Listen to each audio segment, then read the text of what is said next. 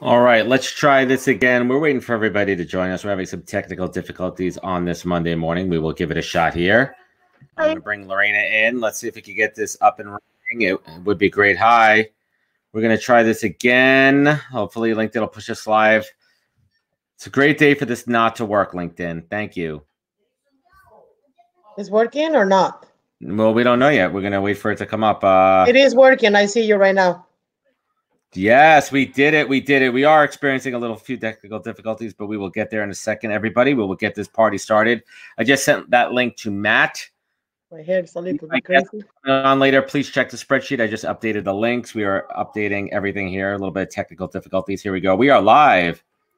There we go, everybody. We are up and running. Great. That's what I'd like to see. Fantastic. Are experiencing a few technical. Hey, everybody. We will get there. Matt, Shaun, now we got the party started. Yeah, now it's morning, afternoon, everybody. We did it. Here we go. We are live on LinkedIn. There we go, everybody. We are up and running. Excellent. Mr. Gagnon, I've never spoken with you. Oh, I'm excited. I'm excited too, brother. Wow, what a little surprise. Adam, you didn't tell me this. Surprise. He's Lorena's special guest. You know Matt? Oh, yeah. Matt is my friend for a long, long time. Lorena's family. He's my brother, and he's a giver. He's a man of strength. This is how I can. This is how I can name Matt. So I think that Matt, it would be a good fit for today. Awesome. For what we're planning to do. All right, everybody. Well, welcome. We are on the podcast live. It is Monday, the 23rd day of March. And I don't know about you guys, but it kind of feels like Groundhog Day. Every day for the last, 7-8 days, it's kind of felt like Groundhog Day. But we're going to turn that around. We're going to today on today's show, what we're going to try to do is bring out the positive. And I want to talk about silver linings. I don't want to talk about the bad stuff. We all know the bad stuff. We all know everything that's happening around us. We're going to talk about silver linings, all these amazing things that are happening, because that's what we need. We need a positive spirit and a positive energy. So today I'm doing a 2-hour live stream of the podcast live. I have my co-host on board for today, Shaun Hervey, down on the bottom left of the Brady Bunch, depending how you're looking at it at home. We're going to play that. And I'd love to introduce my first two guests today, someone who's near and dear to me on this platform, someone who shows so much love, so much generosity, so much caring, extends so much value to the universe in terms of branding and all that she does. Lorena Acosta, welcome. Always happy to see you and have you on board. And a new connection to mine. Very excited to meet him. And maybe Shaun can introduce Matt for us. Matt, I mean, we've spoken a couple of times. Matt, why don't you take this one, my friend? I don't know how to describe your business. I don't want to mess it up. Tell the people who you are and what you do. Yeah. My name is Matt Gagnon. I am a rule breaker. I'm a family guy. I'm a mindset coach. I wasn't going to be a TEDx speaker, but that's now going to happen November. So, damn. And then, outside of that, like I work mainly with C-suite executives, high performers. I help people get unstuck. I help them find a way forward. These people are typically on the verge of burnout. They have no boundaries whatsoever in their life. And so they're searching for extra meaning. So I've been an expert in that space and helping them get out of that, because that's where I lived for a long time too. Awesome. It's very, very poignant now for everybody here. So I want to start the show off with a question that I'm going to pose to everybody here. What is the one main silver lining that you've taken away in the last week for all of this? Let's start with Lorena. What's the one silver lining? Well, just to maintain the calm, you know what I'm saying, and stay positive. And this situation that we're living right now, I mean, I know that it's scary for all. Some people say I'm not scared, but come on. I mean, it's something new for all humanity right now, right? So it's something that we never expected. We never know. This is like a war without weapons. This is what we have right now. Yeah, definitely. This is how I define this thing. But the only weapon that we can have right now, all of us around the world, is each other. Because this is against the humanity. And right now, the humanity has to be together as one, no matter what is happening. So this Absolutely. weapon, this war is coming against us right now to attack us. So if we unite our voice, if we unite our spirit, if we unite our strength, if we help other people at this moment when they are alone in their house, when their parents are in another city, when their kids are not in here, when their family is in another country, we are gonna win this battle if we unite and we trust each other. Absolutely. It's all about coming together as one. I mean, we're all in this together. I mean, that's the one kind of thing that I kind of been ruminating on is that no one's better off than anybody else as far as, everything's canceled. Nothing's happening for anybody. Listen, yes, some people are off on their islands based on their socioeconomic situation. That's one thing. There are people definitely in really crappy situations, but we're all in this together. So we have to figure out how to do this. And I think, that certainly starts with following directions, right? If we all follow directions, we'll get through that. Let's talk about how families are kind of coming together. Shaun, what have you seen in your own household? More quality time with your kid? Talk a little bit about that. I saw a picture of you playing guitar with your boy. Yeah, no, it's been great. I mean, one of the silver linings definitely to come out of this is the fact that, I don't have to go to Manhattan every single day. I'm not commuting 2.5 hours back and forth every single day of the week, right? Having to run into people in Penn Station that I went to high school with that I don't really want to talk to. Silver linings, just little things, right? But yeah, I mean, just getting to jam with my little guy every morning. I mean, he has definitely adapted music. And that's one of the biggest passions of my life. I've been playing guitar, like I see Matt in the background over there with his 6 strings hanging up. I've been playing my entire life, wedding bands, cover bands. So, it's really cool to see him just gravitate towards that and actually getting to play music with him on a daily basis. That's awesome. It's the coolest thing ever, man. Like, it is the coolest thing ever. That's awesome. And Matt, I got you on mute there, or you got yourself on mute there for a minute. Let's take it off mute there. Real awesome to meet you. And, I think being a mindset coach is really important in this day and age, what's happening. What are some high level guidance, rules of thumb that you're consulting your clients on right now to be grounded, to be productive, to keep their head focused? I mean, ultimately, we are going to get out of this. We're going to be banged up. We're going to take our hits. We're going to take our dings. But how do we really ensure that we come out of this on top and stay grounded? I think the first thing is trying to find some sense of normalcy again. I've been encouraging my clients really to not reschedule their calls during this time period because there was so much going on in the past week, where there was a lot of temptation to say, like, I can't do this week. I got so much going on. I'm like, this is probably the time when you need it the most.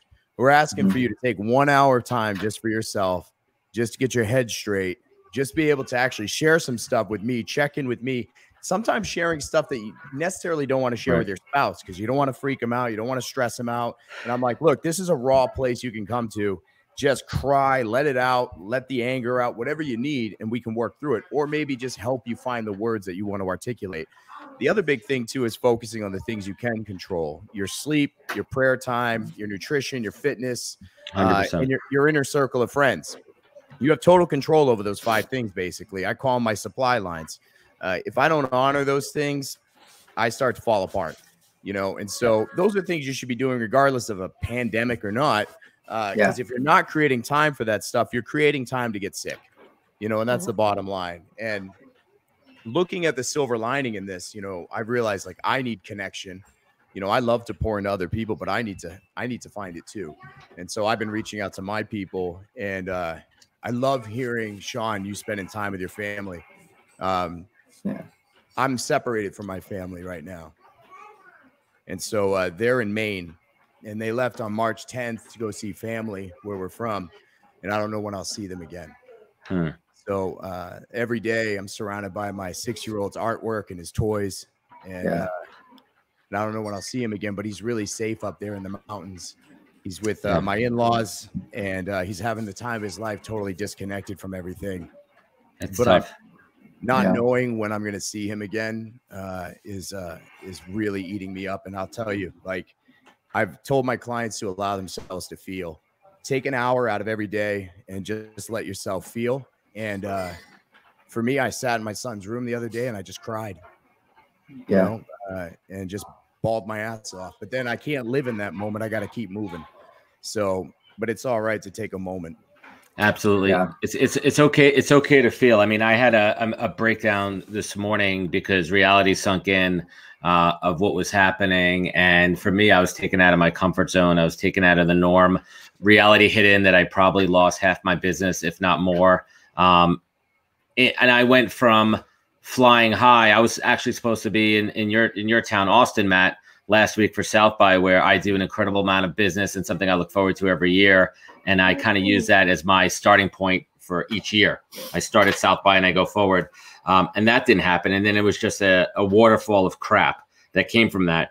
But I want to focus on the silver linings here, Matt. Like your son and your family, they're in a safe place right now. And that security, that feeling of security has to make you feel great. I mean, you're in Austin. It's a metropolitan city. I assume that you're, isolating yourself and doing all the good things. But what about, focusing on, whether it be skills, hobbies, passions that you don't normally have time to do to distract you? Lorena, what are you doing on that front? Well, right now with my daughter, we have a plan. We're gonna start, doing some scrapbooking that we stopped 7 years ago when I started working. When I went back to the workforce, I used to have all the supplies and all the paper for scrapbooking. I used to have a studio of scrapbooking that I used to create side of scrapbooking since she was born. So I talked to her. I said, you know what? It's time for us to rekindle and to do this again. Use this time that we're gonna be together to make something memorable. Let's create memories, because I don't know how long I'm gonna last. I love it. So I want to create on you a memory that at this time during the coronavirus, we will create in this scrapbook that you may be showing to your kids when I'm not here anymore. I'm spending more time with my mother. My mother is 75 years old, and she has a chronic illness. So I don't know how long she's gonna last. So I'm spending more time with my mom. I'm talking to her. We're creating videos for my daughter's TikTok with her grandmother that she would never wanted to be on a camera because she's like, oh, I'm too old, The creative juices fly. Yes. Right? Yes. So we're trying to do something that is going to create memories during this chaos. We to keep my family busy, to don't be concentrating if New York and if it's Canada and if it's Italy, if it's wherever it is. I don't want my family to be right now infested on those things. I want them to keep their mind busy doing something else. Let me be the one who's going to take control over, right? Yeah, I love that. It's so interesting. We did a group Zoom last night with two other couples that are really close to us. And one of the couples has a 16-year-old and a 13-year-old. And they said they had the best Sunday ever. Everyone put their phones down. They played board games. They made pizzas. And the husband turned to the wife and said, wow, I haven't felt like this since the kids were little. I haven't had this much connection. And I really hope everybody could find those moments of levity and family and connection and reconnection, and just make the best of it, because we are going to get through this. This is not permanent. And I think that's the hard part, right? Like Matt, how do you guide people understanding and kind of putting it in context between, short-term and long-term? I mean, yes, there will be long-term effects, but this will be over. And I really, truly hope that this will be over, by, hopefully Memorial Day. And we could get the barbecues out and everyone could be happy and hopefully start to return to some semblance of normal. But how do you guide people on day to day? How do you guide people to see the light through the darkness? I think the biggest thing is staying present. Somebody asked me a question yesterday. Well, 3 weeks from now, what do you think you'll be able to do? Or, it was a scenario that was further in the future. And I said, I was tempted to go there. And then I was like, all I know is what's going on today. And staying present is probably the most positive thing, because the moment we start going to that what if scenario and we start going several weeks out, our minds begin to overthink. And typically people don't always go to a positive place when they do a what if scenario. It's like, what if it continues? What if I lose my job? So I'm like, stay as present as possible. How are you feeling today? What are you aware of today? And what can you do today, to work through it? What are you being intentional about this week? So that's been the biggest focus, and I think the other thing too is there's the topic of being busy. I hear people talking a lot about how can I be busy? How can I stay busy? you know, at the same time, I want to be busy, but I don't want to be so busy that I'm trying to numb myself from what's actually going on. This is a defining moment in our history. And so I want to experience all of this too, whether it's whatever emotion it is. I want to experience what this chapter of life is. I don't want to just be busy through the whole thing. Right. You know? So it's a time to really experience things. These are moments in our youth, like your child and other kids that are young right now, that define their value system. Our value systems are traditionally defined. Oh, it's a teachable moments in life, whether it's wars, teachable opportunity. Depression. Absolutely. So this is what's going to define a lot of value systems for generations going forward. Yeah, it's gonna absolutely be incredible. Focusing on what's today. All right, this guy's getting feisty. This is Oliver, everybody. This is my little guy. He's eating an apple. Oh my God, I love that baby. Oh my God. He's about an inch away from kicking this whole setup over. So I'm gonna hand him back to his grandma here. Show him why you take it for a minute. He's 18 months. Look, he's 18 months. Oh my God. He's a boss. Look at this guy. Wow. You want to say hi to everybody? Monster. He's hey, bud. He's a sweetheart. This is Oliver, everybody. Oliver's like, what is going on there? See, he's a lot more. He's looks to be more behaved than my kid. I'm not even gonna lie. My kid would be grabbing the microphone, grabbing everything. How old is your baby? 13 months. So he's okay. Yeah, yeah. Well, I told my daughter this morning she should come to me to the camera and say hi to my friends. She's like, "Are you kidding me? I just wake up. I need to do my hair. I need to do my." She's 16. Oh my God! Yeah. All right, let's take a quick time out and let's say hello to everybody. Tracy, Liam, Deborah, Adam Kramer, what's up? Daniel, my coworker over at Loeb, holding the fort down. Who else we got in here? Deborah Delgado, Cherry Jennings, what's up? Anthony, what is happening? Arcot, I see everybody. Adam Sinkus, who should be joining us tomorrow. I love also how everyone is more than embracing technology. Everyone is really figuring out how to make it for connecting, right? Like how to really connect, right? We always took it for granted with Zoom and Facebook Messenger and FaceTime and all that kind of stuff too. Right. How could people continue to connect? I mean, listen, it's one thing to talk to each other like that, but we miss that interaction. We miss that human touch. And there's a lot of us too that are isolated. You know, Matt, how are you, you know, and I don't mean to dwell on this, but let's talk about some of the positives of being, you know, isolated right now. Are there things that you're working on for your own mental fortitude to come out stronger than this? You're muted. He just said the most profound thing ever, and we completely missed it. No, actually, I said day drinking. So that's been that's dangerous. I mean, it really is a wonderful solution. That's a day solution to a lot of problems. After I just said not numbing yourself. So let's see. So the things that I can do for myself right now is, look, I took last week and I ate boxes of cereal and lived my best life. I mean, the Corona 20. Yeah, I got to stop eating Cinnamon Toast Crunch. But I think now it's been really about, I've done some projects around the place. You know, I have taken some hikes outside where it's lifesavers. And I've done some outside time where there's nobody out and about. But I have to stay active. That's the biggest thing. And I really have to focus on sleep. So having some kind of structure again is big. And so I was intentional today. I got up at 5 a.m., got back into my regular routine. And so those are big things. But playing music is huge for me. There's actually a Facebook group called Quarantine Karaoke. And it started just last week, and now it's well over 100,000 followers. And people go on there and they just play music, and the whole community. I love it. And it's been pretty wild. So, you know, I'm contributing there when I can, because I usually do open mic nights once a week anyway. So not having that has been a challenge, but now I found a different outlet.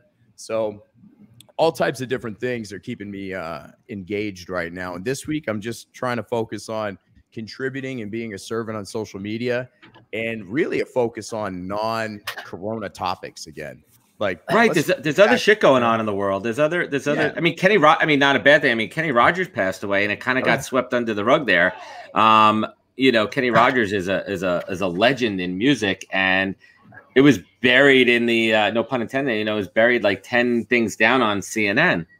you know, and but there's other things happening too. And I just hope that innovation and other things like get moving again.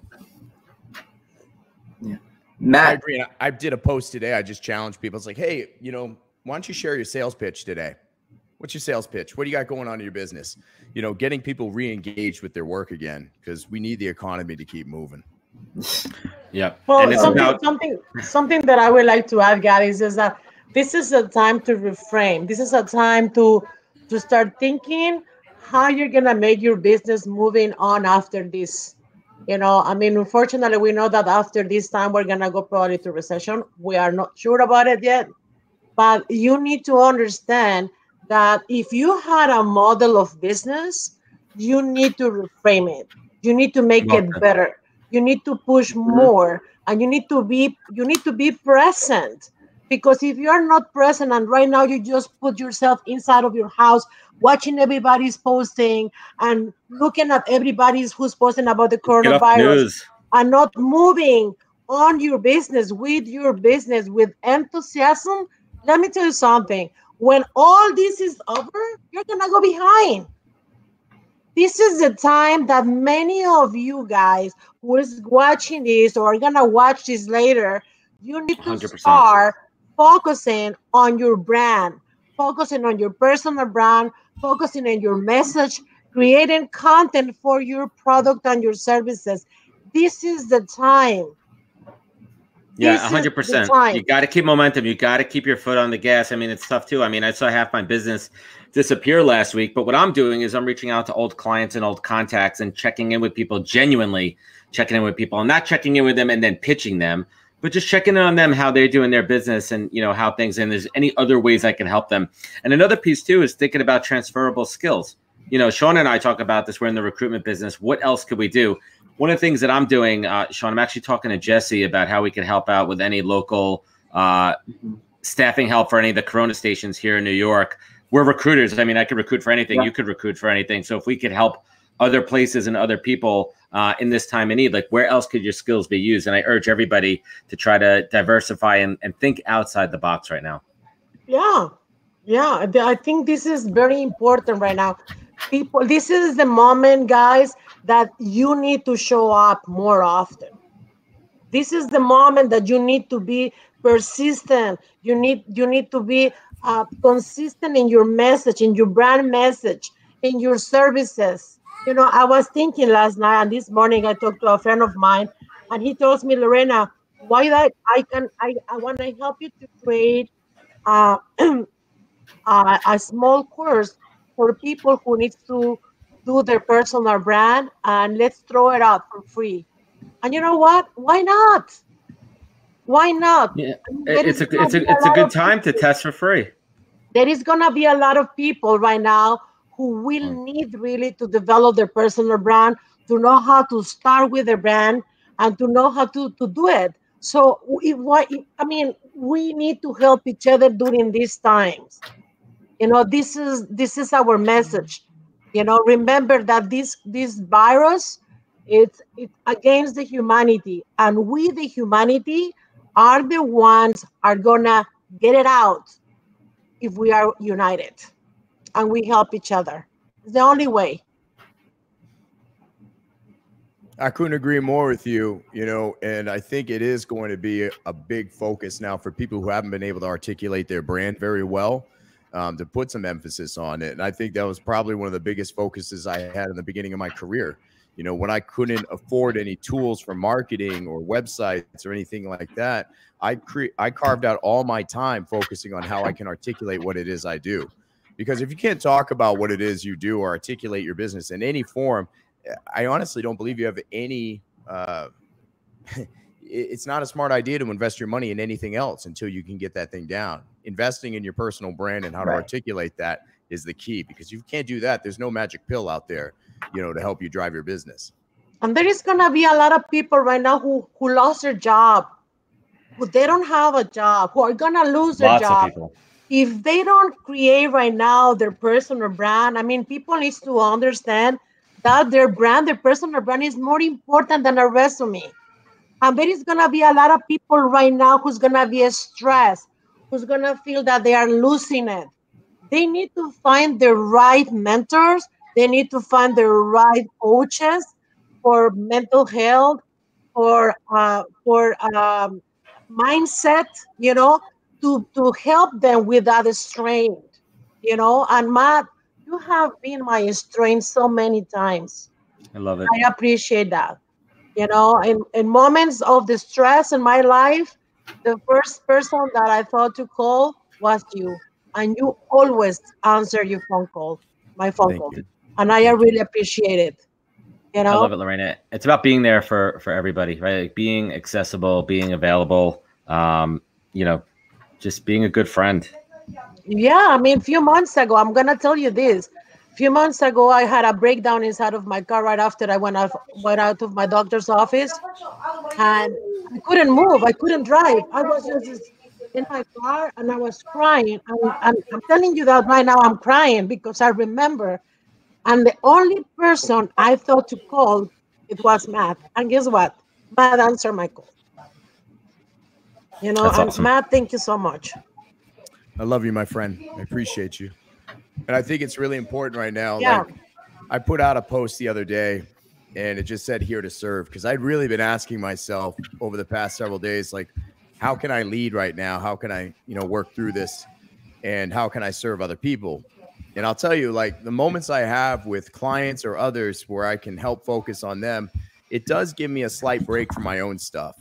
To just intentionally focus 100% on another human being that's going through something is a great way to take yourself and disconnect from your own things and even learn and just being able to serve for someone. So I did this post and I said, hey, look, I'm here.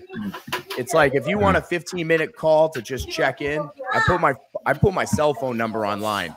That was a bold move, I think. Yep.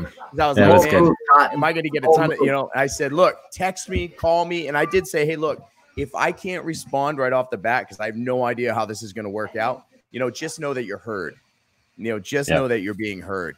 And you know what? I instantly started getting texts from people and they were just saying, thanks. Like, I really appreciate you being there. Thank you for seeing and hearing us. And I said, awesome. Do you want to have a call? They're like, no, I just want to say thanks for actually being there. They're like, we're good. But that's been awesome. Most of the feedback. People just wanted somebody to be present for them. Exactly. Lorena, Matt. Should I put my phone? Yeah. Lorena, Matt, I want to thank you guys both for joining us today. Matt, let's definitely set up some time in the next week or two to connect offline. Lorena, thank you as always. I appreciate you so much for everything you do for me and everybody. That. Matt, Lorena, thank you. Take care. Matt, stay strong, brother, man. You got it. Stay safe. Bye, guys. Bye. Bye, everybody. See, this is the way Dragonfly rolls. That's the way Joe Mullings rolls. Oh, look at this guy. Joe Mullings, we are live. You got a little behind the scenes. Oh, man. Joe Mullings. Joe Mullings, welcome to the podcast. Dude, what's up? We just pivoted. We pivoted. Had a pivot. I'm so we're doing StreamYard here. I use StreamYard for the live stream here. Zoom, I don't think, unless I use like 3 other applications to get it going over that, but it's pretty easy to do it when I rock the StreamYard here. Joe, what is happening in South Florida? Give us the state of the union of Dragonfly, Joe Mullings, Inc. What's happening down there, my man? First of all, Shaun, what up? What's up, brother? What up? How are you, dude? You guys call me from the 516? Oh, I got a funny story for you, Joe. Adam, I'm gonna hijack. Go for it. The other day, we're live. Anything happens here. Oh, we're live. Great. So the other day, I went out with my wife, and because Joe, I share your stuff all the time. So my wife turns to me, she's like, "Is there a reason why you share sexy pictures of Joe Mullings on Facebook? Like, what's the deal with that?" I'm like, "Leave me alone. Just shut up. Just stop asking questions." Wow. Everybody has a different way of coping during these tough times, and that's Shaun's. I have no problem with that. Shaun is my man. Shaun is my man. So shout out to Farmingdale. That's where you are, Shaun, right? Close. Jericho. Oh, Farmingdale. That's an insult. I was ghetto. I was close. It's close. Oh, so what's happening down here? Dragonfly right now. I wish I could turn the laptop around, but it's taped down to the table because the whole studio is here. But I've got 1, 2, 3, 4, 5, 6, 7 Dragoneers, fucking pirates. Did you get your pirate? You got your pirate flags? They're coming Wednesday. Rena tells me. Thank God for Amazon. Yeah. So everything's cool. Listen, it's rough right now. Nobody has seen this before. You know, I've been in recruiting since '89, so I saw '90. I saw 2000. I saw 2001. I saw 2008. This is unprecedented. But all the rules of engagement stay the same. As you know, preserve your oxygen, which is first out of the gate, cash. Plan on not having any cash come in for 90 days. Decide if you're going to stay in the game or not, and then do everything you can to stay in the game and come out the other side. And some industries are going to come out the other side incredibly strong, and others are not going to be not so fortunate. You know, I don't know if I'd want to be in certain industries over the next 12 months coming out the other side. It's a street fight. It's going to be a street fight. It's going to remain a street fight for quite a while. Jeez. Scary times, my friends. Yeah, we're buckle up. Yeah, buckle up, but do stuff, right? So you got there's a couple categories of people. There's the people who absolutely just go fetal, curl up and give in, and then there's the people who have the 1,000-yard stare, and then there's the people who are just absolutely staying in motion and figuring out. Look, I'm not going to say how much. I went out and secured a massive loan of cash to get me through the end of the year in case I didn't have enough right now, because I've got a 35-person firm and not a single person is going to lose their job, nor are they going to take a massive cut in pay. They're going to certainly share the regulator and the oxygen with everybody on the team. But I plan on coming out the other end of this with my entire team intact and going to be waiting like serpents in the grass, waiting for this to come out the other side.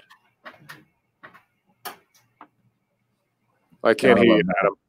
Sorry, guys, I'm muted there. I think that's an interesting too. If we're talking, recruiting, just as an example here, the people that are built for this, the people that are strong, the people that are the true craftsmen of their trade and have their infrastructure and their forts, fortified, are the ones that are going to come out on top stronger. And it's a storm. It's a big storm, and we're going to weather through it. We're going to hunker down, right? We're going to batten down the hatches, but we're also going to keep our eye on the prize. And I was talking before, Joe, maintaining those relationships, right? Keeping those long-term relationships intact.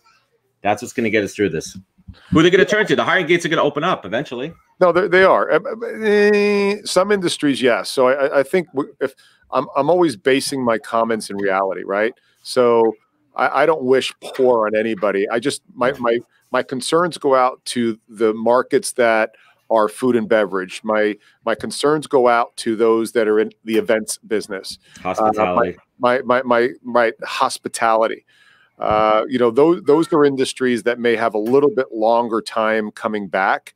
Now, the other side of this is if you're in the telecom world, telepresence world, the tele-anything world, it might be a pretty solid comeback. Certainly life sciences, healthcare, medical device, there's going to be an over-indexing and a tremendous return to, that V, if you will. I think the food and beverage may have that long, elongated U. Same thing with hospitality. And you mentioned something earlier. Look, when people say, it's easy for you to say you have a big machine. I have a big machine, which means that big machine eats a lot, right? It needs a lot of fuel. That 800-pound gorilla sits there at the table every day, and he and she does not eat Cheerios, right? It's a carnivore. Yeah. And so, look, I'm going to go out and take to make sure I retain this machine. I keep the beacon on with Dragonfly. We've released, 2 new major projects. The Other Side, which has gotten tremendous reception from the industry. I want to talk about that in a minute there. Yeah.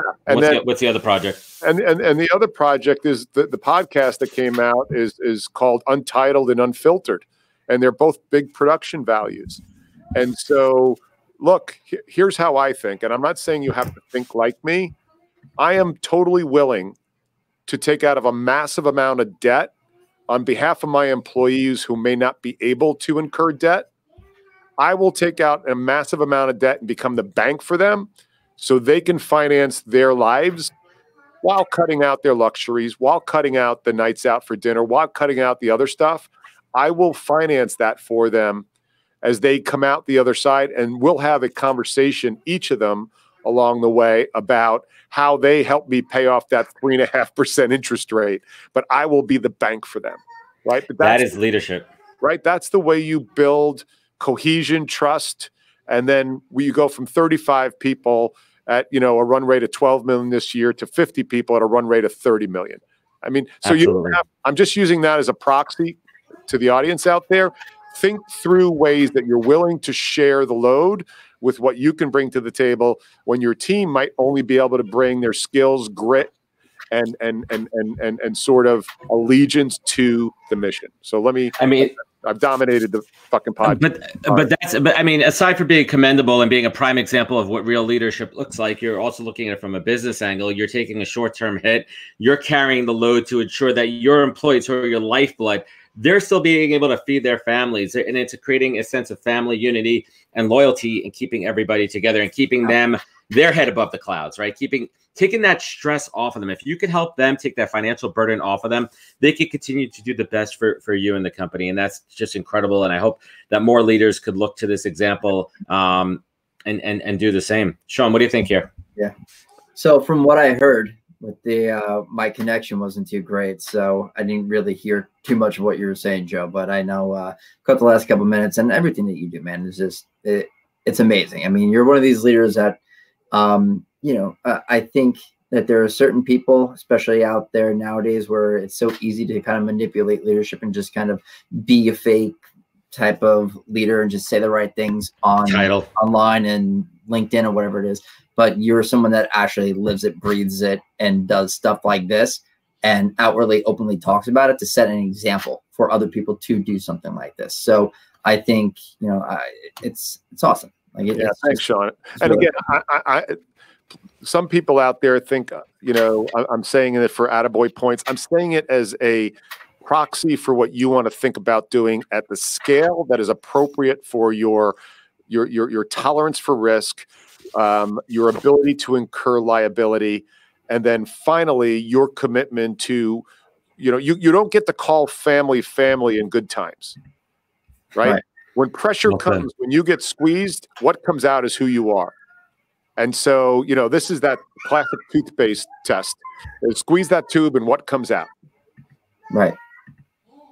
Yeah, I love it. Let's talk about the innovation, the content innovation. You were able to literally on a dime produce 2 new pieces of content. First I want to talk about the other side. Let's give our audience here kind of an overview. And I think the most awesome piece here is you're tapping into your network and your clients who are experts in this field. Let's tell everyone a little bit more about the other side, what the intention is, and what you want everyone to get out of it. Yep. So look, my search business focuses on the life sciences market. So and again, 3 decades at it for those that don't know me. And I've got access to people who are really on the inside lines and are knowing what's going on, but both OUS as well as in US from a let's call it an epidemiology perspective as well as business perspective. So I had a heads up before most people did about what was going to happen and escalate very quickly.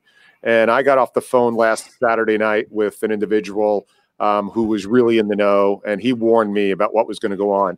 Sunday morning, I called up my DP, Icaro, and my lead editor, Marco, and I said, guys, this is what's going to happen. I'm sending out an email right now to 40 of the world leaders in medtech that I have access to.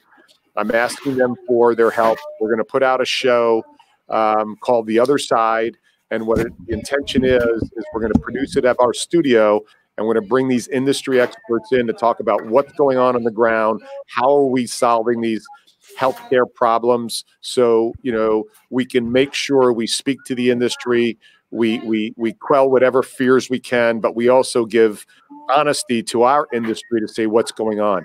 In less than 8 hours, my team was here, had a full studio built, and I'll figure out how I get that B-roll to you because I can't turn around this laptop. It's taped down to the table. And we got up running on Monday with our very first show, and I had my team of 8 pivot. And if you go to my LinkedIn feed or you go to Joe Mullings on YouTube and you click the other side, I mean, this is network broadcast quality of people from FDA, AdvaMed, Fortune 50 med tech companies, dialing in. Unbelievable. Deloitte, Ernst & Young, all commenting on what's going on right now in the industry. So look, we had a pivot because I know my phones were going to be quiet this week. And I wanted to put out quality and value to my market as sort of that beacon that we are still on and still running our pirate ship here. Yeah, that's amazing. I love the pirate ship analogy, but more importantly, it's you taking your collective resources, your network, and adding value to everybody. Are you able to see like what that audience is? Is it strictly B2B medical professionals, or are there everyday people tuning in to get knowledge? I'd have to check with my web people on that right now, to be honest with you. We've dropped, I think, 4 or 5 episodes. The 5th just went out about an hour ago. So I don't know what it looks like, but within my industry, it's had a tremendous level of engagement. You know, depending how you want to look at it, my engagement on LinkedIn is up 190% from last week. The metrics. And so that, you know, those metrics are telling me that we're getting some really great lean in, and the number of followers increased by about 700 in the last couple of days. Well, that's awesome too. And we think about that, you know, these are silver linings as far as innovation from a business and media standpoint, production. Like, how are you able to jump on it, innovate, take advantage? You know, one of the things that I'm doing now with, you know, this podcast live is I'm trying something new.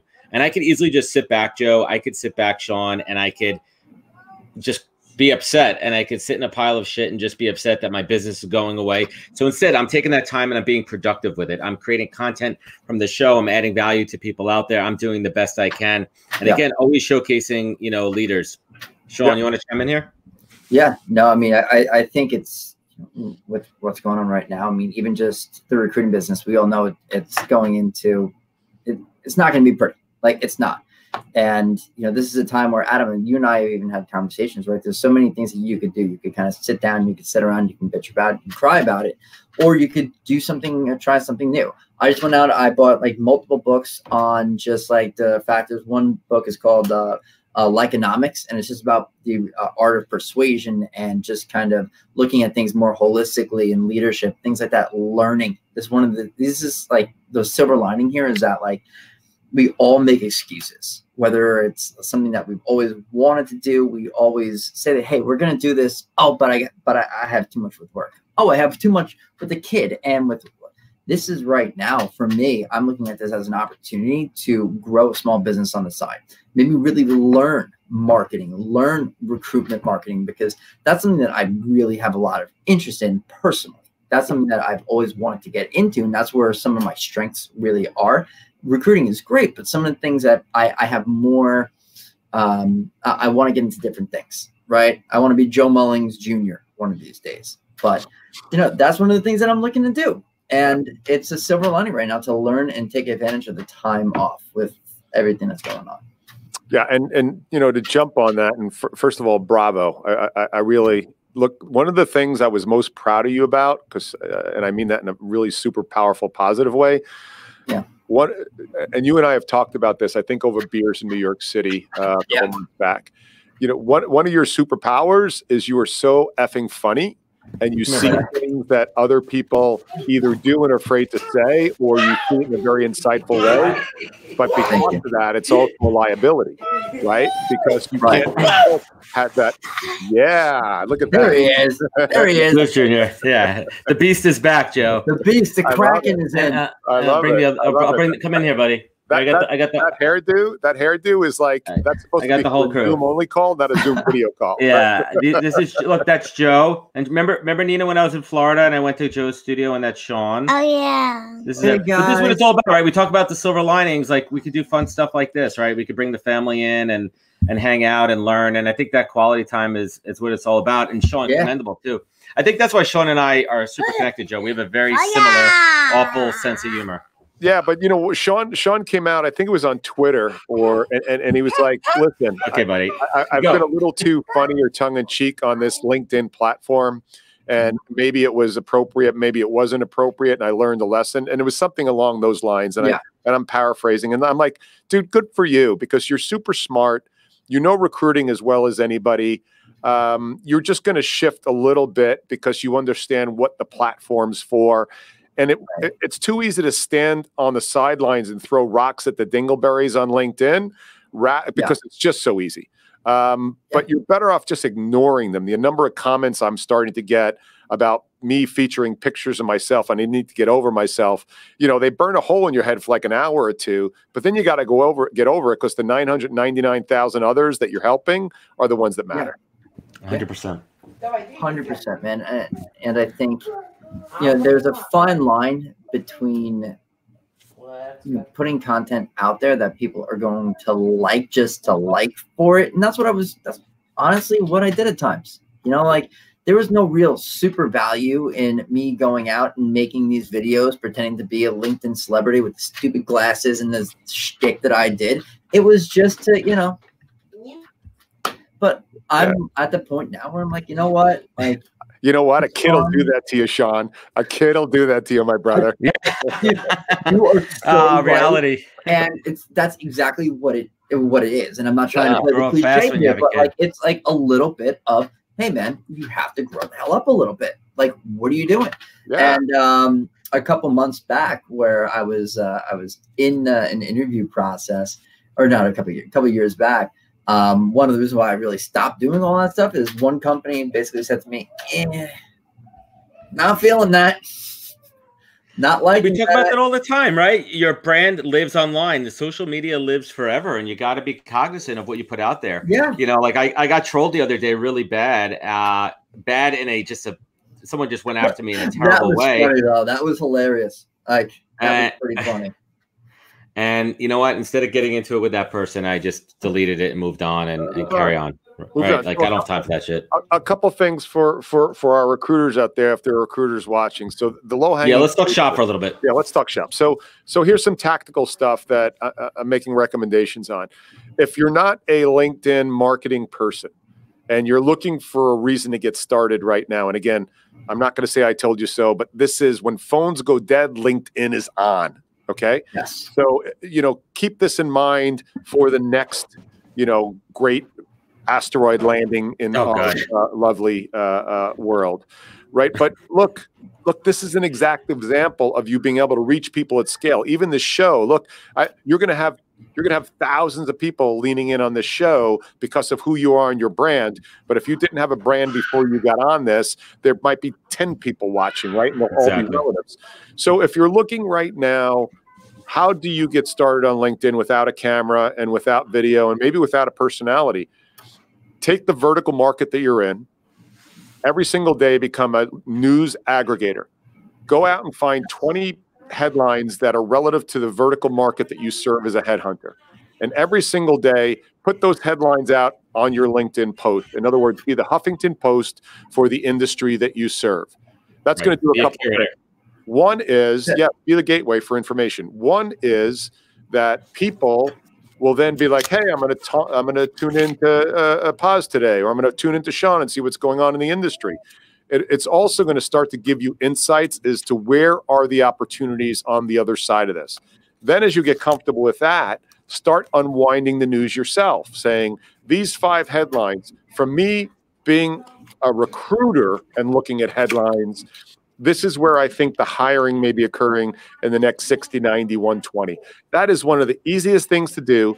It is going to give you G2 information on where the markets are going to, and people will want to start getting news aggregated for them in their industry as they start to worry about the jobs that they're in.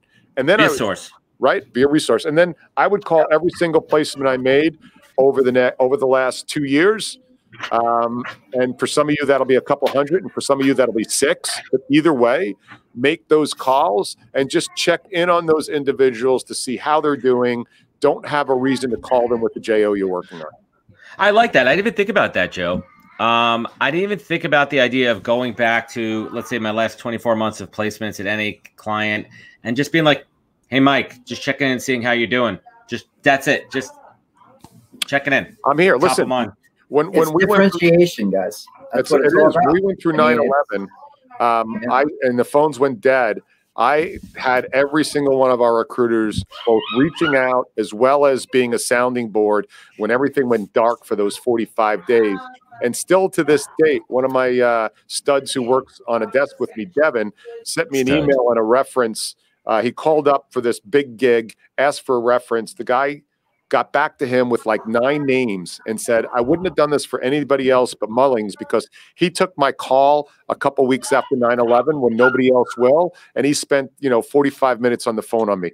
I didn't think about getting an ROI on that, but that is how much of an impact we potentially, if we move, with empathy, how we can really help people.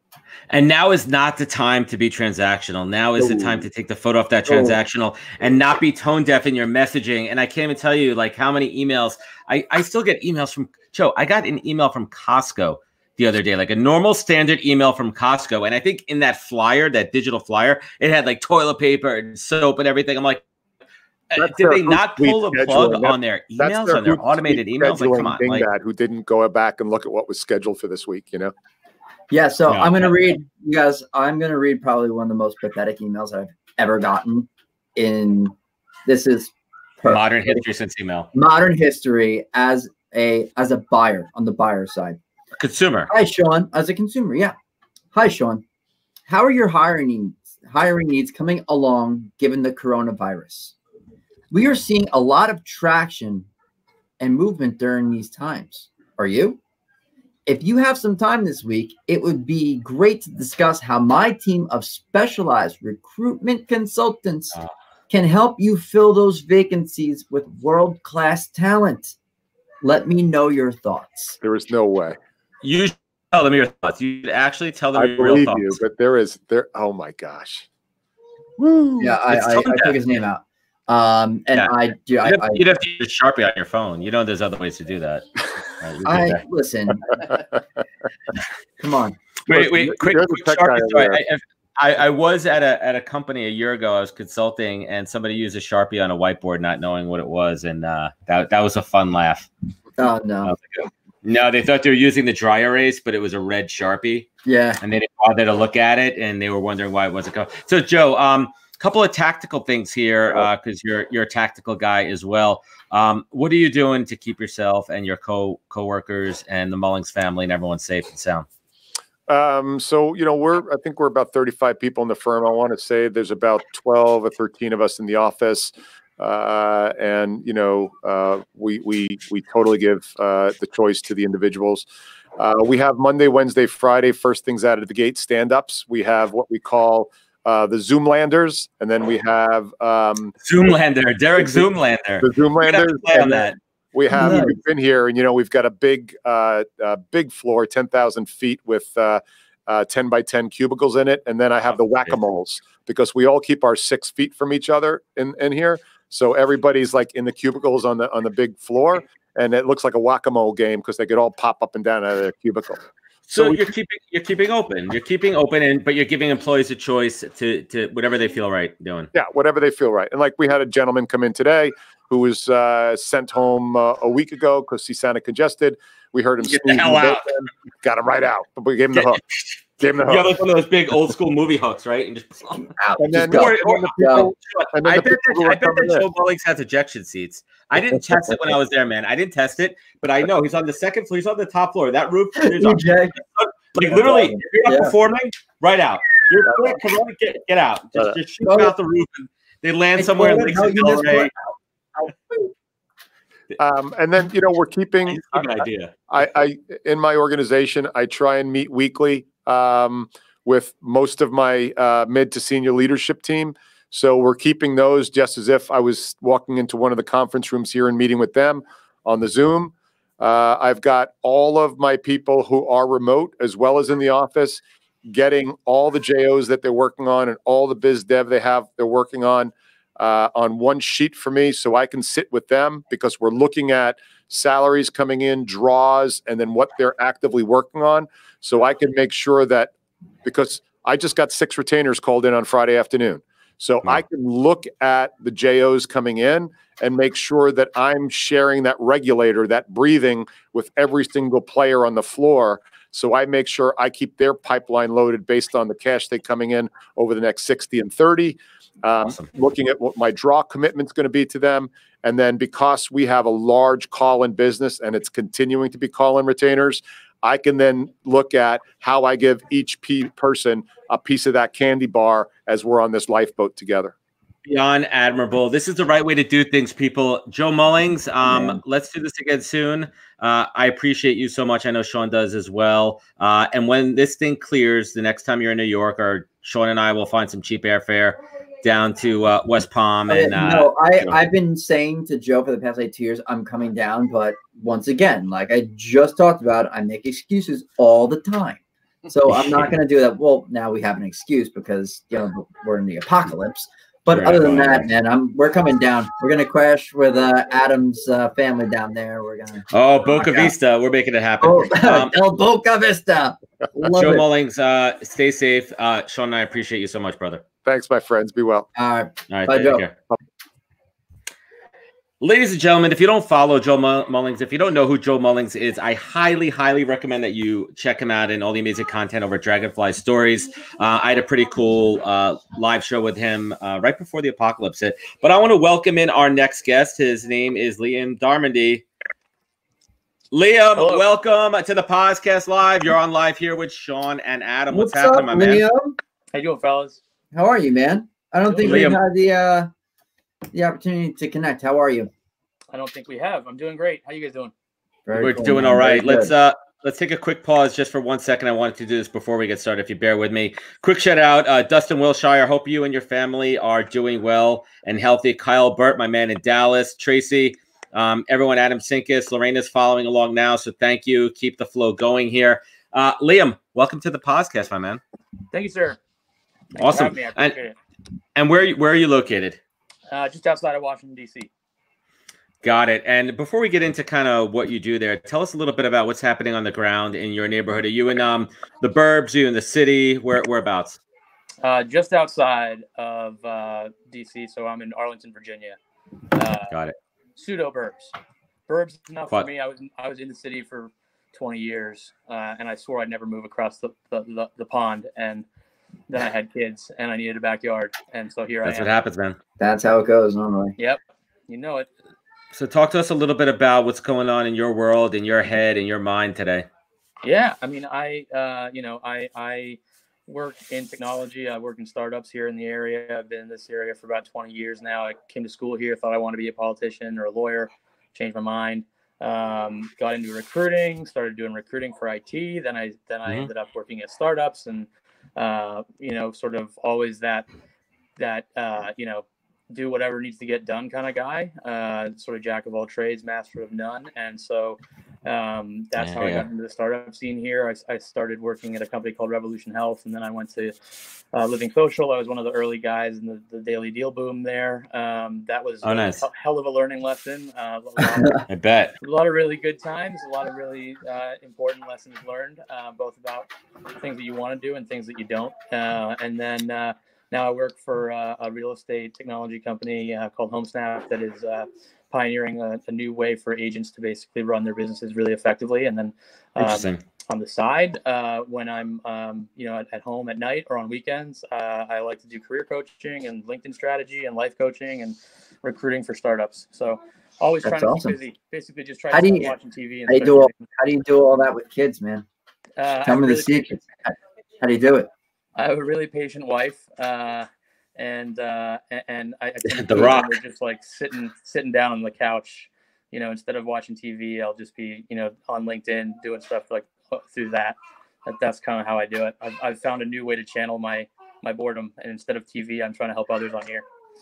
That's awesome. Yeah, that's great. So in terms of like, I guess what you're kind of seeing now, right? Like, what would you say to somebody just starting out wanting to build a brand on LinkedIn? My tagline typically is like authenticity, consistency, and patience. Those are the three things that, you really need. I love it. I think a lot of people, and I myself was one of them, like I was just lurking for years, and sort of, I would like back in 2015, 2016, like I'd, maybe have a couple beers and then write an article, and that article was really real. Sounds familiar. All sorts of amazing reaction. And then I didn't really gap into the fact that like, that's something you could do on a regular basis. And so, I think people are really nervous. They're just like, oh, what are people going to think about it? Is it good enough? There's this like weird stigma that like you can't be personal on here. I post cat memes and I've gotten, some traction. So don't worry about it. Exactly. I got a couple hits last night on my weekend content. I switched my content up over the weekend. Instead of being so serious, I put some kind of humor in there because we need to laugh too. I mean, there's so much serious like shit out there, which is awesome and amazing. Obviously, the information, but I don't take a break sometimes on LinkedIn and switch it up and be a little less serious. And it was fun just to engage. And I was talking to Shaun about this over the weekend. You see how people react to that too, because sometimes people just want to laugh, right? You have to serve what people want versus what you think they need. Yeah, totally. 100%. So I want to keep this show positive, and we're kind of hitting on silver linings here. Talk to us about a silver lining that you experienced over the last week. I posted about it, man. The amount of time that I am spending with my kid. I have a 3-year-old and a 3-month-old, and my 3-year-old is a really rambunctious, really chatty, high energy guy, which can be challenging at times, especially if we're, quarantined in the house. But, just the opportunity to like take a 10-minute break and go push him on a swing. Or, the other day I came downstairs and he was sitting at my desk and he was like literally talking about he was like, get back to work.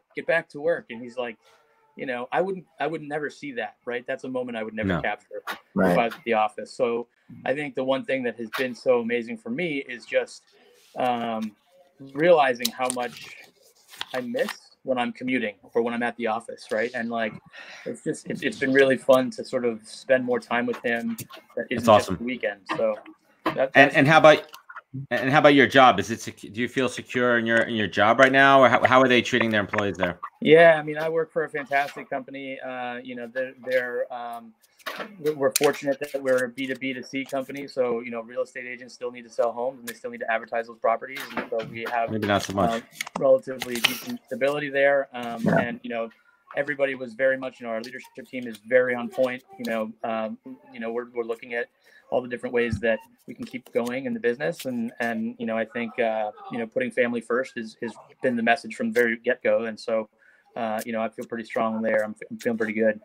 Yeah, and that's amazing to have. I mean, I'm literally been texting with people that I used to work with. One of the places that I know that I used to work at laid off a bunch of recruiters last week, and it was just a business necessity. And that's really tough because, and I have to be careful how I say this, I think that if a company can afford to do it, it's the right thing to do. If they can't afford to do it, that's another thing. But if they could afford to do it, even if you're eating into profits, I think that. And let's put our recruiter's hat on for a minute there. Let's, think about when we come out of this on the other side, as Joe Mullings says, what are you going to do? You're going to rehire new people? The cost of retention to invest in the people that you have currently working for you versus letting them go when you have the money to pay them and help float them. It's not rocket science. Yeah, no, I think it's the short-term versus long-term sort of viewpoint, and how long can you sustain it if you can try to keep folks employed. I mean, that like my daycare is not watching my kid right now, but I'm still paying so that the teachers have jobs, right? And I don't have. Good for you, man. Like me personally. Like, if you're still getting paid, they should still be getting paid. Yeah, then that's I think that's important. That's a good attitude, brother. Somebody shared something yesterday on LinkedIn about a pizza owner who took out a $50,000 loan in New Jersey to. Yeah, I saw that. Yeah, Dave Meltzer shared that, or somebody. Unbelievable! Like, can you imagine that? Like, that's incredible. And so I just think that's also the silver lining is like you're starting to see that people are really you're seeing how much humans care about each other, and I think like unfortunately it takes something like this to sometimes shine a spotlight on that. But if that's what it takes, like, it's amazing to see that that's the case. Yeah, it's bringing us together in ways that we never thought of. But here's what I'm scared of. It's only been 1 week. Yeah. It's only been 1 week, and I already had a meltdown this morning. My wife almost threw me out the window. I mean, we're sharing a bedroom office right now, so it's close quarters, and not in a good way. But we're learning how to deal with that. I mean, she's an attorney. She needs space. She needs quiet. She needs her room. And I'm a loud, rambunctious recruiter. And now I'm set up, just to give everyone a kind of tour here. I'm in my den, right? I set up in my den here. I got someone sees it. I got my New York Mets seats from Shea Stadium, and Nice. I kind of jerry rig it and make it happen. I mean, that's what we're doing here, right? That's it, man. Survival, baby. Survival. Yeah, we're in it. I've got the train station and everything else set up over there. When my kid's awake from his nap, this will be a very noisy place. Oh yeah. I'm keeping my kids penned in upstairs. Hey, Liam, do you want to play a game? Sean, you want to take a game? You want to take a game break? Of course. Game break on the podcast. Game break. I need a cool sound effect there. Sean, do you have a sound effect we could use? None that are probably professional enough for LinkedIn. All right. So this game, and it's funny, the name of this game, because how much I despise engagement pods, but this game is called Pod Decks. I don't support the name of it, but we'll call it what it is. So basically it's an icebreaker game that I've been using on a lot of my shows. So for the sake of making this easy here, I'm going to hold up a bunch of cards. All right. Let's see if we could do this. All right. Hold on. So we're going to go from my right to my left. 1, 2, 3. Pick a number card you want to start with, Liam. 3. All right, here we go. Liam, this question is for you. Who would you like most to sit next to on a 10-hour flight, and why? Wow. Do they have to be alive? No, it could be alive or dead. I'd say Abraham Lincoln. Ooh. As long as you're not sitting behind him, in front of him in a movie theater, behind him in a movie theater. Oh. Yeah. I think Abraham Lincoln. What? Too soon? Pretty solid leader. Like, he's been through a lot of different stuff. I'd love to see sort of what makes him tick. I guess at modern day, I would love to talk to Bill Gates or Warren Buffett. Yeah, those are good ones. What about you, Sean? Bill Murray. Also awesome.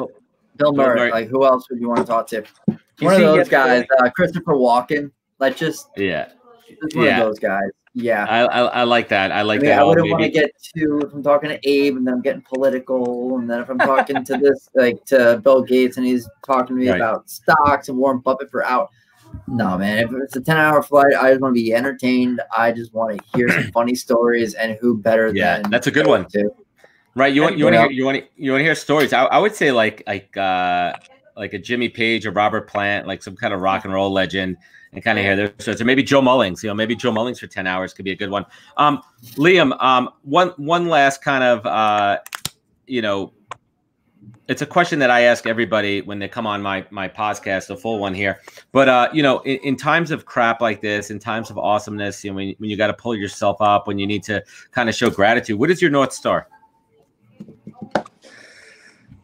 I mean, I think for me, it comes down to family, right? Like that's I find energy in people and in family and friends, and that's what keeps me going and trying to be, good to other people and have them, treat them the way that I want to be treated. And I have faith in humanity. That's kind of, it sounds cheesy, right? But like you're seeing it all over the place now. And that's kind of when times get tough, I just dig in with people that know me the best and ask them to tell me straight up what they think and how they're feeling, and try to work through it together. That's what gets me going, keeps me going. I love it, man. Well, Liam, thank you for joining us today. I appreciate you and your time. Let's stay connected on LinkedIn, and we'll certainly take this offline and chat more, man. Awesome. Thanks, guys. Great to talk to you. Cool. Take care, brother.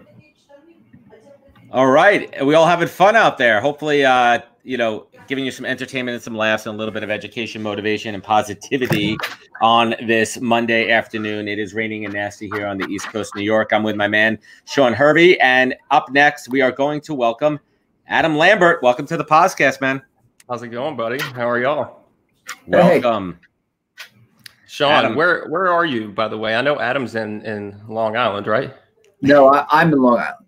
Okay. I'm in Long Island. Yeah, well, he's in Long Island too. Okay. Yeah, He's North Adam- Shore. I'm South Shore. There's a little bit of a disdain in between. Okay. All right. Well, I butt little- heads with neither of you. I'm in Atlanta. I'm in Midtown Atlanta. Awesome, man. man. Down Atlanta, love Atlanta, man. I've been trying to get my wife to move down to Atlanta for years. Like really? outside, like Marietta, Alpharetta. Love it. Alfred, So you've Love been it. cooking up a Georgia scheme, huh? Oh, dude, I've been barking up that tree for years, probably about like at least 5-6 years now. Well, I feel you. I just moved here. Like at the start of the year. From Where'd where? you move from? I moved from Lehigh, Utah. I was working. It's just south of Salt Lake, out there in the Silicon Slopes, they call it. Silicon Slopes. Yeah. If you're not familiar, right? You guys are East Coast guys. So. No, I recruit out there. I'm very familiar with the Silicon. Okay. Word. Sounds... Yeah. Adam's So Adam, everywhere. why don't Adam's everywhere. I'm everywhere, Fokker. Adam, why don't you introduce yourself to my crew? And the way I like to say it when I do recruiting, tell us who you are and what you do best, my man. All right. Yeah. So I'm Adam. I have a Southern accent. You can tell I'm originally from East Tennessee. I'm Adam Lambert, but not the famous one, right? There's a famous one. Not the singer. Okay. Not to be confused. That's right. Not to be confused. All right. I was getting a little bit confused, if I'm not. A little bit. Yeah, that's okay. Well, if he takes the mascara off, then we do look. Right. So what I do best is write. We digress. That's okay. I do marketing comms. I came to the SaaS industry by way of advertising agencies. So I did that for several years and moved into SaaS like full time when I moved to Utah a few years back. And I just moved to Atlanta in January, first start of the year, to get going with Calendly. Nice. Ooh, very cool. I'm loving it, man. I'm loving probably it. doing well. I don't know if they're It's public. a great tool. Do they do enterprise, or is it more B2B? It's both. It's yeah. As we start to scale, I think we're going to see a lot more enterprise companies adopt. But right now, I mean, Fortune 100 75% uses us, and SaaS 1000 86% uses us. That's a huge market share right there, and it's so easy to integrate. One problem I have, and maybe there is a solution, not to get too technical. I manage 2 or 3 calendars at a time. Different clients, different email addresses. Is there a way to integrate all 3 into one? There's a Teams feature, and I don't have a CX person like in my ear right now to answer that technically. But yes, there's a Teams feature you can use, and it'll help you. Yeah. No, that's awesome. So Adam, how you getting through this right now? I don't know if you got kids, anything else going on at home. Are you by yourself? Like, what's your I don't, man. Not to get too personal. No, you're totally fine. I'm here by myself in Atlanta. I don't have any children, girlfriend, goldfish, nothing. It's me. So right. Are you getting out of the house? Silver lining, baby. Silver lining. I would be on a plane. I would be on a plane to Costa Rica if I told my wife, I'd go, if I was single right now, I could take my laptop and I could go sit on a beach in Costa Rica and literally hang out with spider monkeys, and just do my work. Right. That's a hell of an idea. I had not entertained that one. I'm not going to lie to you. That one's free. The next one I'm charging you. Okay. All right. That's the deal. Anything that we've learned thus far through this entire situation, the fact that remote work could be the future. So why not? Why not post up in Costa Rica? That's why true. Not I don't know if my place. Spider monkey home. I don't know if Costa Rica is what's in my heart, but Charleston maybe. Yeah, okay. Charleston's cool. You could probably they would probably let you work remote from Charleston. I don't know if there's spider monkeys there, but you know. So what's Calendly doing on the remote front? I mean, is it a pretty open remote culture right now? Was it a big transition for them to go from in person in the office to being fully remote? No, we're very fortunate in that way. Our business is like we already had a lot of people work remote a couple of days a week sometimes. So whether that be developers or marketers or salespeople or HR, CXCS, we're really fortunate in that way. So all of us are working from home right now, and the business is up and running, and we're even fortunate enough to see more traction right now because people are having to reschedule a lot of things in the virtual space. So what Calendly has done and what some of our executives have done, Tope and Aji have decided to make our Zoom and GoToMeeting integrations free for a while through June. That's awesome. So you can really integrate Zoom. So you can integrate the Zoom Calendly invite into one. Yep. Wow. I'm gonna have to try that out. And what are you doing? What are you doing for yourself to stay sane? Oh man, reading more. I'm not gonna lie, man. I'm a nerd. I went to school. I have 2 English degrees, so I just read and write a lot. So that's 2 more than Shaun and I have. Say what again? More than that's you 2 guys? More than that's 2 more degrees than Shaun and I have. Well, that's okay. I don't think you need degrees to read books, but or be a recruiter. Yeah. Yeah, that's exactly. True. No, I'm just nerdy, so I like reading. So I'm listening to some audiobooks and reading some some hardbacks, you know. Yeah, that's awesome. And you know, we're talking about this show. We're talking about silver linings, right? We're trying to look at the positive in this unfortunate situation. What's one big silver lining that you've kind of experienced over the last 10 days? Oh, I've just been able to dedicate more time to my little side endeavors. I think that we all have, right? Whether it's like a hobby or like a side hustle you're working on. Oh yeah, that's how I'm totally staying busy. Like I'm probably putting 4 hours into that stuff every day now. If you don't mind sharing, what's your side hustle? Oh, so I still do some copywriting, freelance copywriting and stuff, mostly like short form stuff, taglines, that sort of thing. But right now I'm working on a big, I don't know, I'm trying to make a digital copy of my consciousness, basically. I'm building lists of all my favorite books, every book I've ever read since 2010. I can count mine on my fingers. Oh, can you? Okay, hold up your other hand, Shaun. Give yourself a little credit, man. There you go. Come on, man. Yeah. I'm in view here. Yeah, if you can count your books when you say this many, right? So no, I'm trying to like make these master lists of everything. Maybe that's some of the boredom coming out, but I also am building a website for it. So. Good. You know what? That's you're archiving, right? And you use that time to get your house in order. And I mean that literatively and figuratively, right? I think I'm hearing a lot of stories about like people using this time to clean their crap up, get their house organized, you know, clean their closets and do things they may not have done. And, you know, once you have your house, your physical house in order, you could focus and get your mind uncluttered as well. That's pretty awesome. What do you love most about working for Calendly, man? Oh, trust. It's a startup, but they're really diligent about their hiring process. Yeah, let's talk about that. So they just hire like rock stars. So you can kind of, anyone who's next to you, like it doesn't matter what seat they're in on the bus, like they're super competent. So when they say they have something, you can just, it's in their court.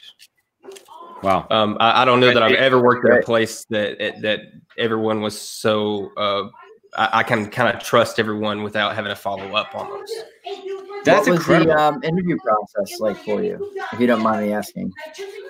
Like, did they have a very long interview process for you to, you know? I don't know that I would call it long. I would just say that it's fairly thorough as far as you speaking to several people, and but it's good. You talk to people from different departments. Basically, and they're coming at you from different angles, right? Yeah. So they have different questions about your competencies or where you stand.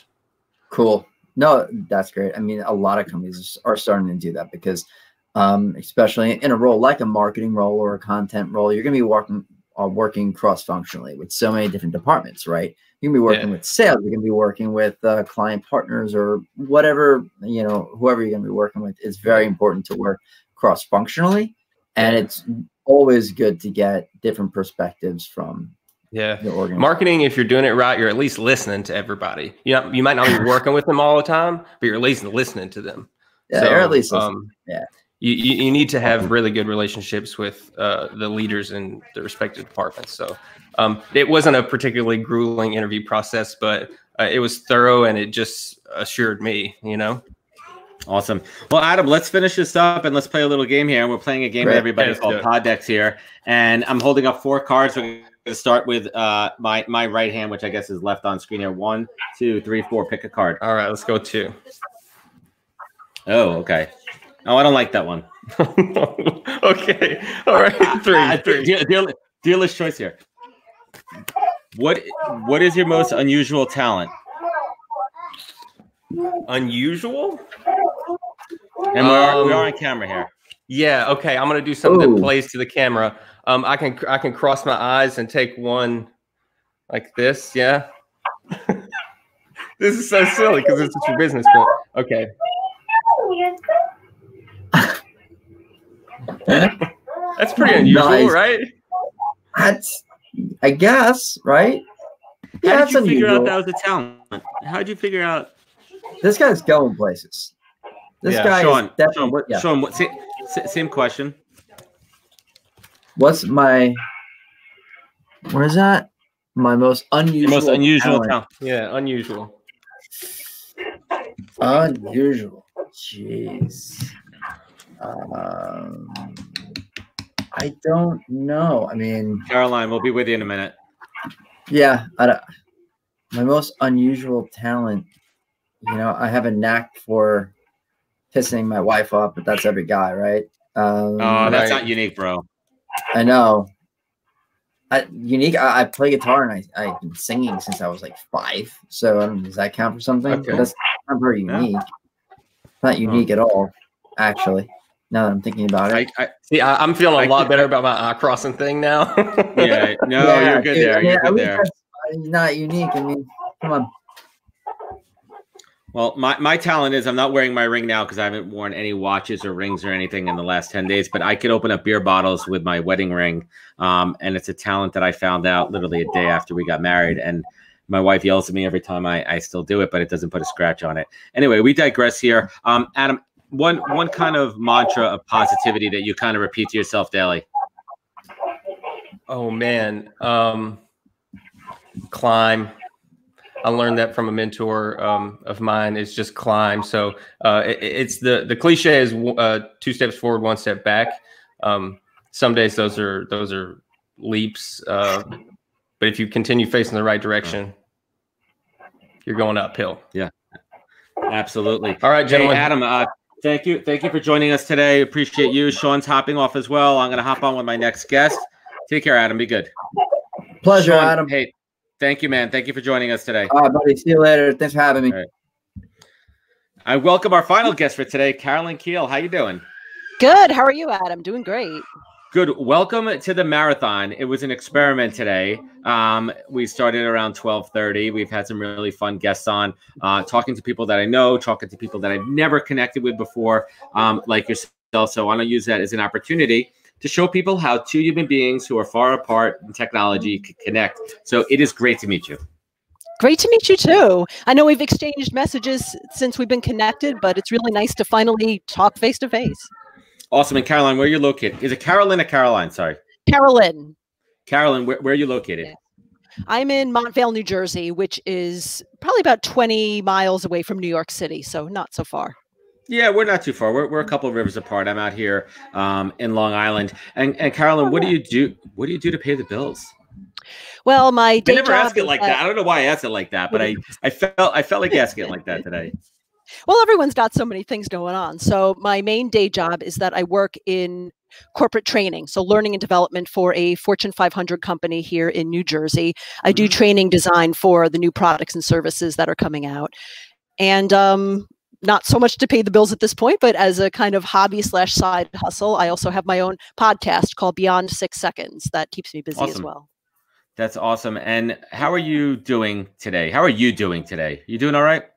Yeah, well, thank you for asking. Yeah, I'm doing all right today. So fortunately, I'm able to work from home. Most of my team in my day job is not located in the same exact office that I'm in. We're a very distributed team. So it's not that unusual for me not to be surrounded physically by them all the time. So I've been working from home for almost 2 weeks now and, still staying connected, still able to get most of my work done and to still collaborate with the team. So it's been good. It's been okay. And everyone has to innovate now. Everyone has to, figure things out and everyone needs to just be patient. And I think, patience for me is the operative word internally. My mantra is something that I don't always do so well. I really need to focus sometimes on being patient for myself, for my family, for everyone around me. And we're going to get through this. We're going to get through this.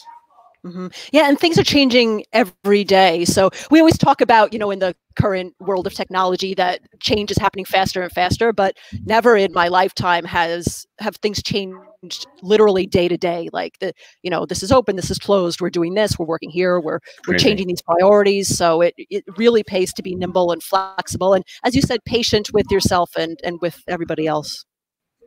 Yeah, and you kind of hit the nail on the head. It's breeding innovation.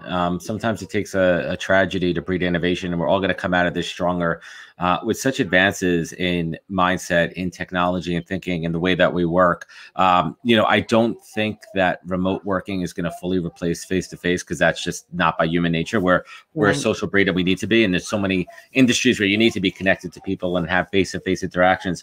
But I think what it is going to show is going to show companies that may not have been open to open work in remote situations that, hey, guess what? You could trust your employees. Yeah, I hope so. I think that, as you said, there's a big part of it is really, you need to trust the people that you hire. That's a critical thing. And managing remote teams is much different than managing teams that you have physically. The one people manager role that I had a few years ago, I was managing a remote team. So that was where I started out. So that was my baseline. But a lot of people, it's different. It's something to get used to, and something you need training for and to be able to learn. Yeah, we're kind of figuring it out as we go. So, we've been talking a lot about positivity, because that's what I want to bring. I don't want to make this show about literally just dwelling on everything that's bad. I mean, we could do that for hours, and that's the last thing. Everyone's in the same boat, right? Everyone is canceled. The world is on hold. The world's on pause here. So now's a good time to look at silver linings. And everyone's talking about more quality time with their family, more time for themselves. What are you finding? What is a couple of silver linings that you found on your side?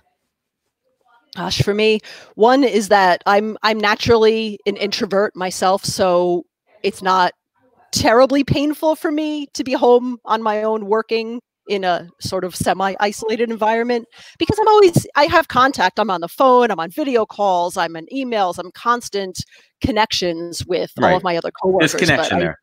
Yeah, absolutely. But I don't necessarily need that constant physical connection. I mean, this is like week 2. We check back at like week, X, and totally might be different. But for me, I mean, I'm happy to be able to spend the time at home and to not have to do the 2-hour commute. You get that time back a little bit. So, and to just be able to be here for, for my family who lives close by. So I feel like if I need to get out there that I could, even, although mostly I'm just staying put, like they say. I think that's the tough part too. I think that, hopefully, listen, everybody's home situation is different. I'm lucky that I have physical space in my house for all of us to escape to, but not everyone has that. And, and again, I don't want to go to the dark side, but I've been doing a lot of thinking about, well, I guess it kind of all boils back to gratitude about the life that I've been able to build for me and my family. But I also have such empathy and care and concern for so many people that may be in a situation where they're not in a household where, like, they go to work and school to avoid their household. Yes. I've been thinking about that a lot too. Yeah. I actually just made a donation to our local shelter that normally helps women and children, and, people who are subject to, domestic abuse, because now they have limited shelters. So I always think about people who aren't lucky enough to be in a safe space in their own home. Yeah. And it's tough too. I mean, you think about the shelters, you think about, those places where people are so physically close together, how are they dealing with it? And there's sometimes when, there's no other choice. What are you going to put people out on the street? Like, that's not the solution. Yeah. It's a tough one here. But I think we have to be positive. We have to, we have to have gratitude and everything. So, I mean, what else is cooking? Like, what did you have planned if it wasn't for Corona time? Gosh, well, so far my day job is, I don't want to say business as usual, but things are still progressing along. I still have, things that I'm working on. It's very interesting. Since I work in training, we in the industry have been pushing, and promoting, online learning and e-learning and virtual sessions. And, depending on who you're working with, sometimes there's resistance or skepticism. And now literally all of a sudden it's like, hey, now we can't do face-to-face. Now we need you right now. So it's been busy, and I'm happy to be able to, be part of that and support the business at this time. But other than that, my podcast, I've been, I recorded a lot of episodes ahead of time before all of this. Let's talk about that. Yeah. And I've been thinking about, do I need to edit them? Do I need to change my release cycle? And I've decided, at least at this point, to still release the stories and the interviews that I've done, because they're all about entrepreneurs who are growing their careers amidst, adversity, challenges, obstacles. And it doesn't matter what kind it is. I mean, clearly this is a huge one, but I feel like these stories are still important to share and that I don't want to hold them back necessarily. So I'm still continuing to release those. Yeah, it's interesting too. Tell us a little bit about your podcast. What's it all about? Sure. So the name of the podcast is Beyond 6 Seconds.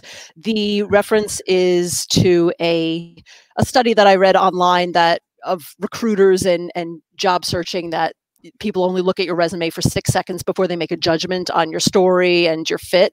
So I wanted to go beyond those 6 seconds to really hear honest and candid stories of people who are overcoming big challenges to build a business, volunteer in their community, really work on any kind of project, any kind of thing that it is.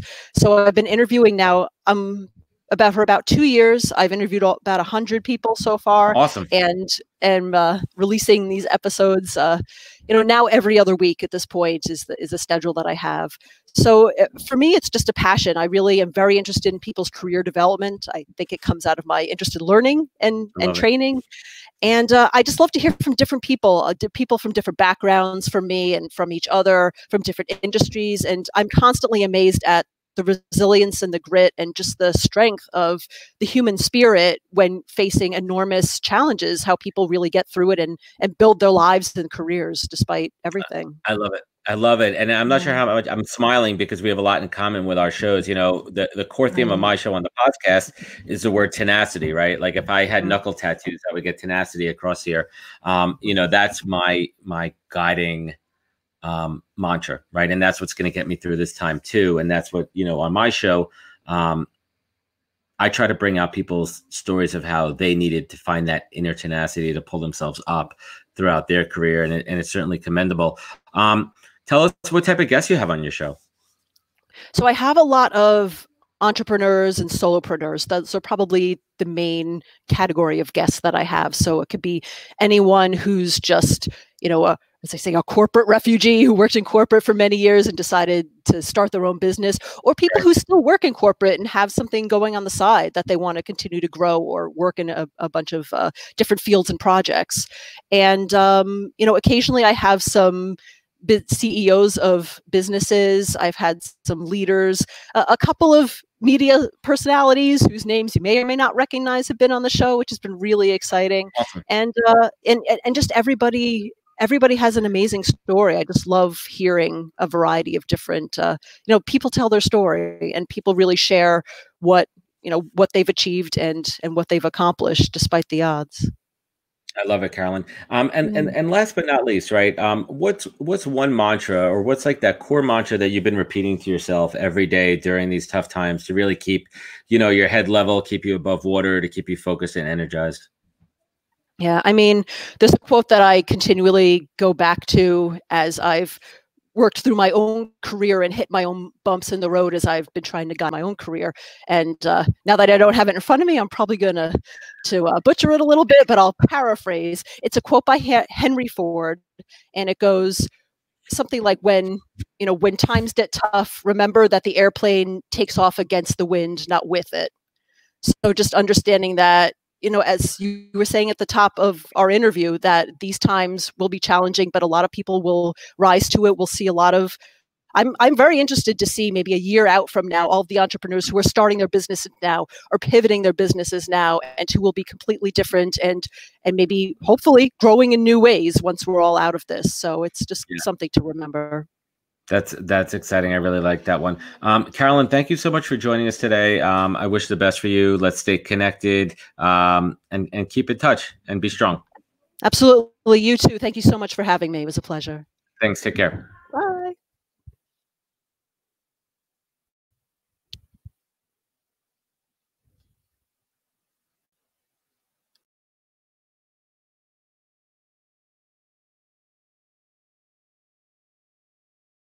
Hey, everybody. Sorry about that. Anybody who's still hanging around, thank you so much for joining us. We'll be back tomorrow to do this all over again with an entirely new cast of characters. And everyone watching at home, thank you so much. Check out thepodcast.com for the latest and greatest. Take care, everybody. Bye-bye.